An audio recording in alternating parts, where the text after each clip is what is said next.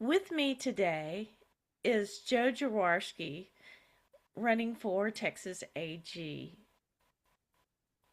Welcome to welcome Joe. Hey Amy, good morning. How you doing? I'm doing great. Fabulous. Today we're going to talk about affordability and what that means to you and to the Attorney General's campaign. Well, Amy, that's a great launching point for why Texans should vote for Democrats this year. So let's talk about the Attorney General's office. Right now, after 30 years of Republican leadership in the office of Attorney General, the once storied finest law firm in Texas has turned into a persecution machine led by a corrupt official who is a masterpiece of pay to play politics.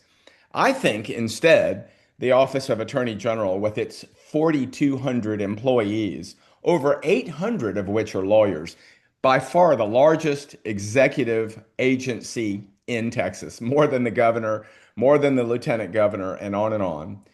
It ought to focus on taming the savageness of man and making gentle our life here on earth, as Robert Kennedy said, quoting the Greeks.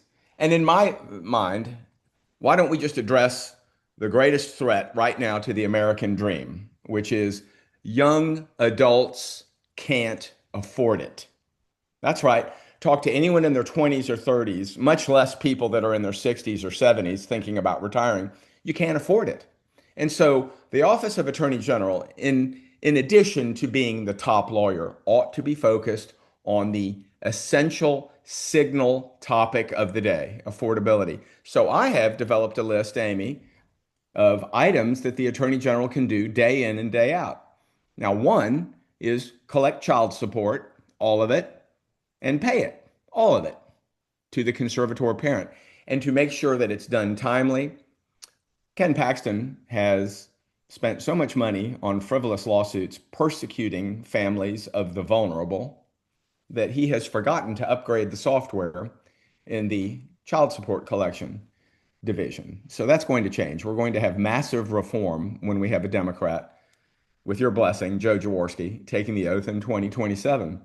Amy, we ought to also talk about junk fees in apartment and townhome and other home rental contracts.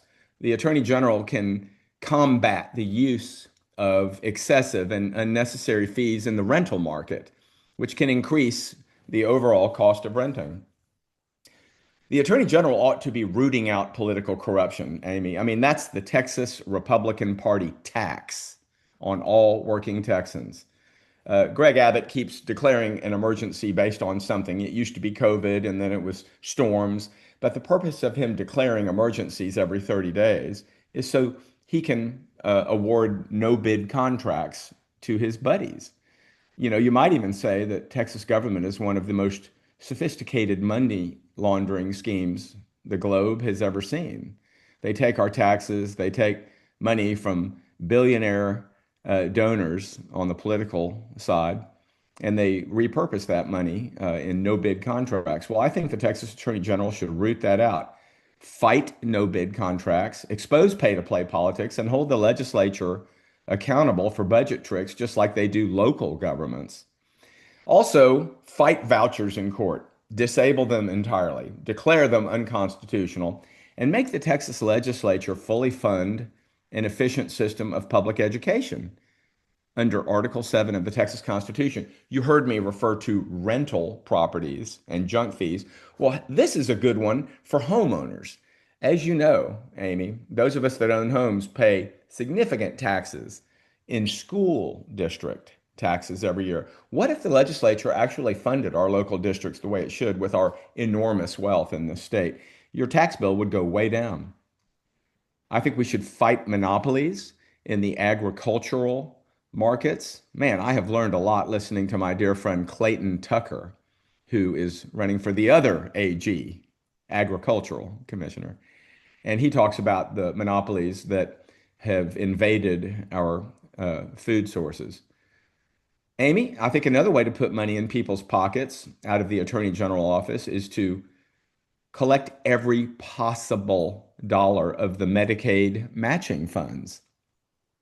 Well, these are our federal tax dollars coming back to us that we pay every year in federal taxes. I mean, why would we not accept that? Well, Greg Abbott doesn't like it because it's strings attached and Obama this and Obama that. If we were to accept 100% of the Medicaid money that's available to Texas rather than letting it go to New Jersey, our county property tax bill would decrease significantly because that would help fund a level of working poor that would then have Medicaid as their insurance rather than no insurance at all and going to the public hospitals in the emergency room to receive their care, which is paid for by our county dollars. It should be the Medicaid match that pays it. And then finally, how about this one? Your electrical bill, your gas bill. I will fight CenterPoint and Encore and other transmission companies and utility companies who soak the Public Utility Commission for constant rate hikes. We pay that. Who is in there for the 32 million ratepayers of Texas, men, women, and children? The Attorney General should be opposing these rate hikes rather than enabling them. What happened after Winter Storm Uri will never happen again, Amy. So that's a platform of affordability for the next Democratic Attorney General.